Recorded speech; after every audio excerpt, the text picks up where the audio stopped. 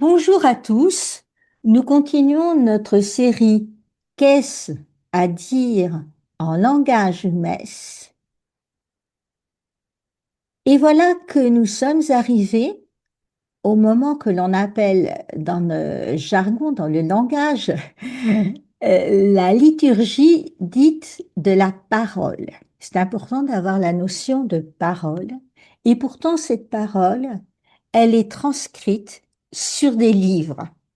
C'est comme d'une certaine manière, quand il y a des procès-verbaux, vous savez bien que les procès-verbaux, ils ont beau être verbaux, ils sont toujours écrits.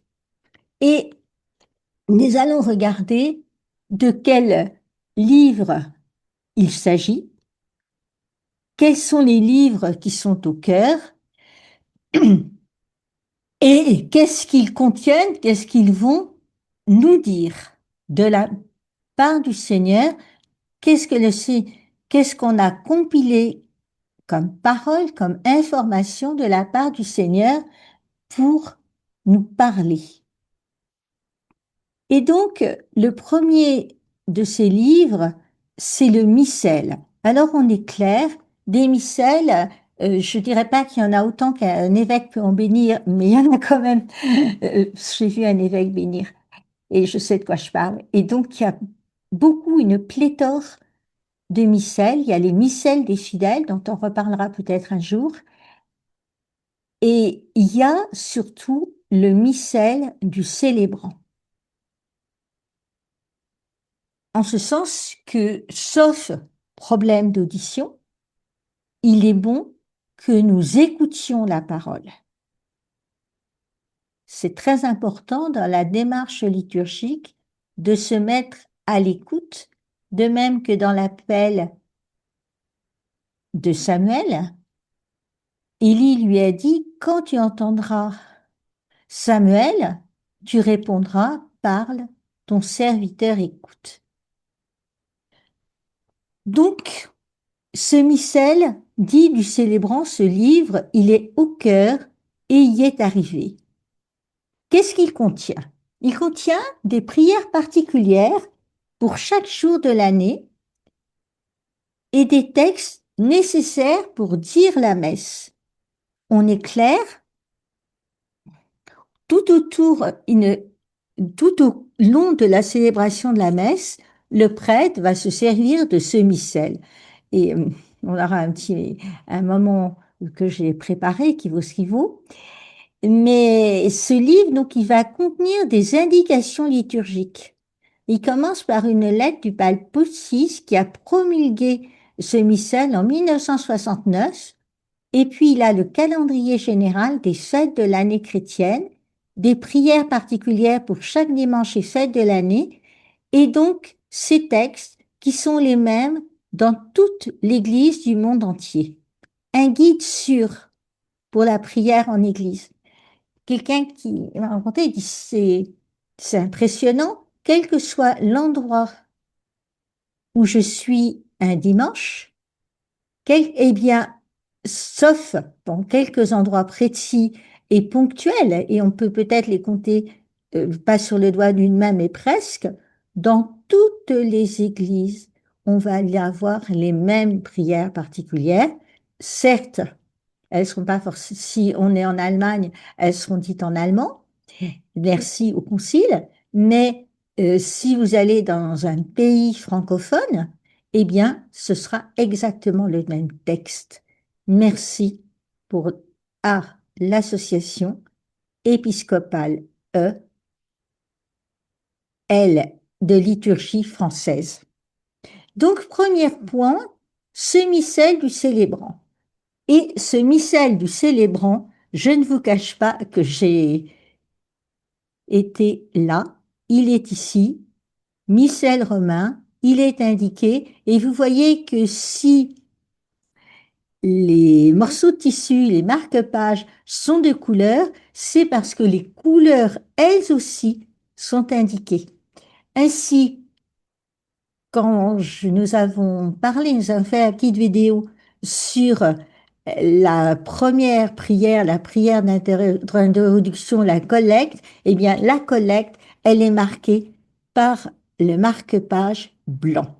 C'est un livre qui va au cœur, dont peut se servir tout prêtre invité, et qui peut canoniquement le faire, à célébrer, à présider une Eucharistie.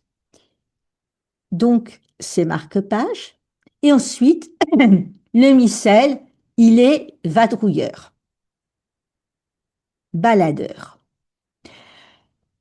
Il est arrivé soit dans la procession d'entrée, soit déjà déposé sur un lieu dont on parlera, que l'on appelle la crédence. De toute façon, jusqu'au gloire à Dieu, c'est sa place. La crédence, on en reparlera, c'est promis. Ne me tentez pas. Et c'est ce missel que le responsable, celui qu'on appelle l'acolyte, l'enfant de cœur, s'il y en a, il va chercher ce missel, il va le présenter au prêtre dès la fin du gloire à Dieu, ouvert, donc aux sections du ruban blanc, pour lui permettre d'étendre les bras pour la prière. Et ensuite, le missel va être remis sur la crédence. Le voilà qui part. Il est au siège de la présidence et il va retourner à la crédence. Désolé, je savais. Ensuite, que je vous raconte tout, parce qu'on en parlera, pendant l'offertoire, au moment où on dresse l'autel, il faut placer le missel fermé à la gauche du corporal, c'est-à-dire l'endroit, et on va en reparler aussi, de cet outil. Donc le voilà sur l'autel. Ensuite, euh, après la communion, eh bien, le missel retourne sur la crédence. Voilà ce missel. Pourquoi? Parce que il contient ces prières. On n'a pas demandé aux célébrants de les connaître par cœur. Au contraire, il est important de les lire et d'être précis pour les lire.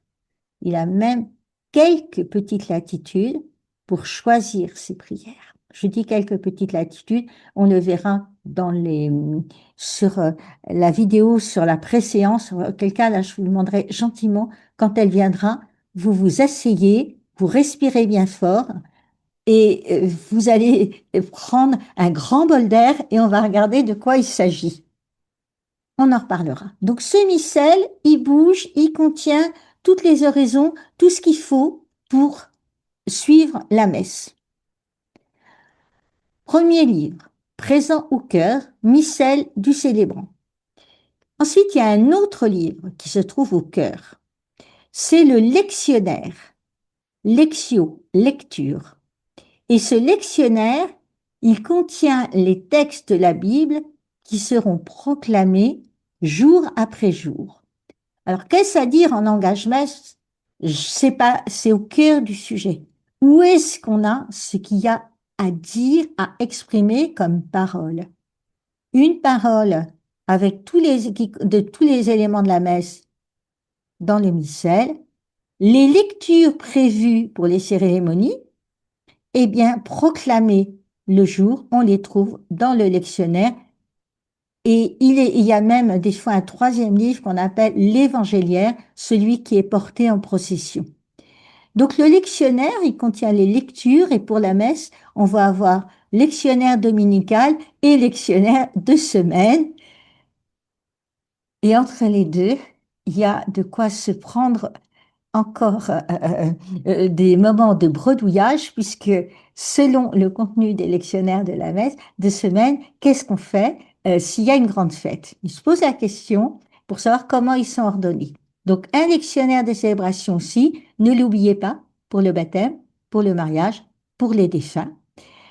Ce lectionnaire, nous sommes en 2026, eh bien, le lectionnaire actuel, il est entré en vigueur le 28 novembre 2021, qui était le premier dimanche de l'Avent, donc le premier des 4 dimanches d'attente de Noël, et la nouvelle traduction du missel romain est devenue obligatoire le 10 avril 2022 pour tout ce qui est liturgie francophone. Donc, soyez pas étonnés. Qu'est-ce à dire en langage messe? Bien, en langage messe, on a un langage qui se prétend universel. C'est-à-dire que ce sont les mêmes paroles, les mêmes virgules, exactement les mêmes textes qui sont présents. Et c'est pour cela qu'on a des livres. Hein. Avec un grand merci à Gutenberg et à tous ceux qui ont été autour de lui, qui nous ont donné la joie de l'imprimerie. Je vous remercie pour votre attention. Maintenant, vous ne confondrez plus lectionnaire et micelle. Et je vous dis, voilà, le lectionnaire qui va se retrouver en sa place. Donc, je vous dis à la prochaine fois pour une vidéo.